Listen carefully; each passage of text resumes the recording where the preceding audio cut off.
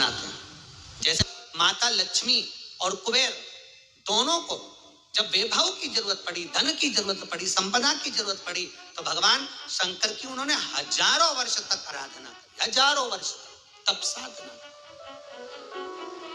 और भगवान शंकर की आराधना करते हैं, आराधना करते करते करते करते कुबेर को बहुत समय बीत जाता है, माता लक्ष्मी को बहुत समय बीत जाता है, और शिव प्रसन्न नहीं होते, भगवान शंकर प्रसन्न नहीं हुए। तब भगवान शंकर की आराधना करते करते माता लक्ष्मी ने स्वयं माता ब्रह्मणी से पूछा कि ये शिव प्रकट क्यों नहीं होते, हमें वर क्यों नहीं देते। कुबेर ने पूछा ब्रह्मणी से, हमने इतनी आराधना करी है, शंकर आखिर वर क्यों नहीं देते। तब माता ब्रह्मणी ने कहा कि तुमने केवल शंकर की आराधना करी है, पर गौरी शंकर की आराधना नहीं करी है। गौरी पार्वती की अगर आराधना शिव के साथ करी जाए तो निश्चित है शंकर प्रकट होते हैं, शिव सामने आते। नारायण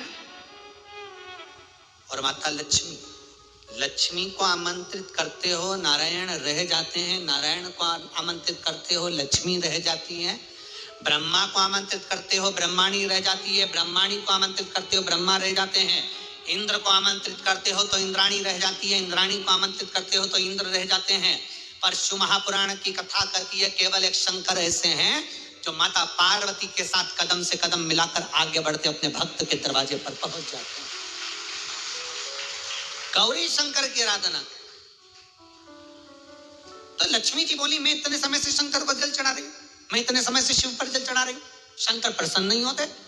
भगवान माता ब्रह्मणी ने कहा शंकर को जल चढ़ाकर अगर हाथ की इन मुद्राओं को, हाथ की अंजलि को, हाथ को अगर थोड़ा सा भी आप जलाधारी पर स्पर्श कर देते हो तो वो जल पार्वती और शिव दोनों को समर्पित होकर पार्वती जी उसको स्वीकार कर लेती है कि इसने मुझे भी जल चढ़ाया है। केवल स्पर्श मात्र, जैसे ये शिवलिंग है, जैसे ये शिवलिंग है, ये जलाधारी है, इस जलाधारी का जो गोल भाग है, चौकोर भाग है जलाधारी का, उसका मात्र जल चढ़ाने के बाद स्पर्श मात्र कर लेने पर भी पार्वती और शिव की आराधना का पूरा फल हमें प्राप्त हो जाता है। प्रदोष काल में एक बड़ी सुंदर बात आती है। प्रदोष काल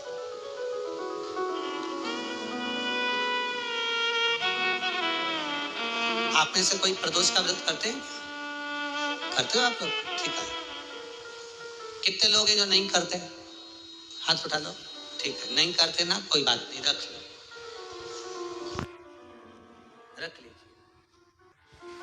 26 प्रदोष का, 24 तो 12 महीने की और अधिक मास की 2, 26 प्रदोष का फल, 26 प्रदोष का फल एक क्षण में प्राप्त हो जाता है, एक क्षण में। कब? कहा जिस दिन प्रदोष का दिन हो, 26 प्रदोष में से कोई भी प्रदोष का दिन हो और प्रदोष काल में आप अपने घर से जल और एक हाथ में घी का भरा हुआ दीप लेकर जिस दिन शंकर के मंदिर में जाते हो, शंकर को जल चढ़ाकर हाथ का स्पर्श जलाधारी पर कर कर शिव मंदिर में दीप प्रज्वलित कर देते हो, 26 प्रदोष का पुण्य फल उसी क्षण प्राप्त हो। 26 प्रदोष का फल एक ही दिन में, एक ही क्षण में प्राप्त हो जाता है। 26 प्रदोष का।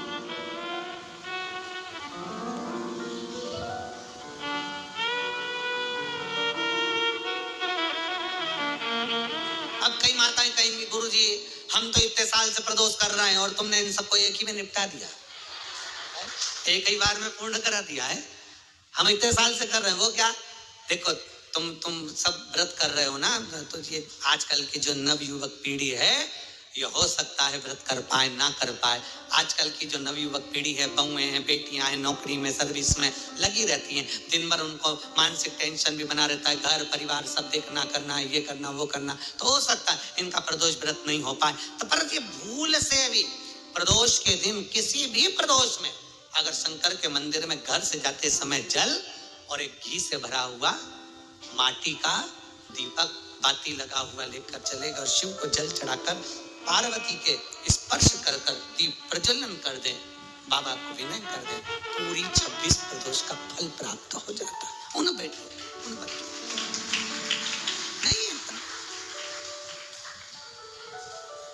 शिव तत्व की प्राप्ति, भगवान शंकर की प्राप्ति और शिव महापुराण का बड़ा सुंदर संवाद करा। विष्णु दास भगवान शंकर के मंदिर में झाड़ू लगाना, पोछा लगाना, भगवान शंकर के मंदिर में सेवा करना, नारायण के मंदिर में गए तो नारायण के मंदिर में सेवा करना। सनातन धर्म हमें सिखाता है हम देवताओं को ना तोड़ें, ये हमारा सनातन धर्म सिखाता है। हम देवताओं से दूर ना हो, ये हमारा सनातन धर्म सिखाता है। कई लोग कहते हैं हम कृष्ण वाले हम यहाँ नहीं जाएंगे, कोई कहता हम शंकर वाले हम राम के मंदिर नहीं जाएंगे, कोई कहता हम राम वाले हम नारायण के मंदिर नहीं। ऐसा नहीं है। हमारा सनातन धर्म कहता है शिव की पंचायत में 5 देव हैं, इसलिए सनातन धर्म में सब देवताओं को प्रथम कहा गया है। सबको प्रणाम किया, सबको नमन किया।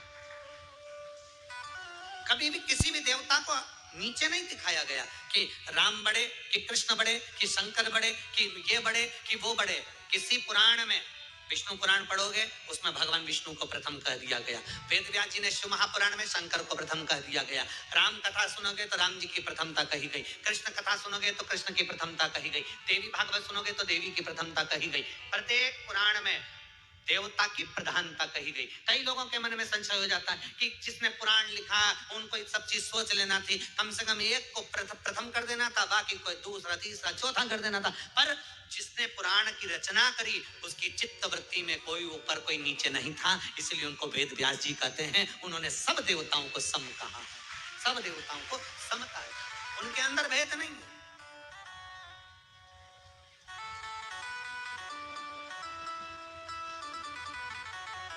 उनके अंदर समर्पण का भाव और सबकी समता है, सबकी समता। और हम तो आपसे भी कहेंगे आप कभी भेद ना करिए। और यहां तक कहते हैं हम कथा के माध्यम से कि अपने को हल्का फुल्का मत समझिए, तुम सब भारी हो। टूट जाती है जो भारी हो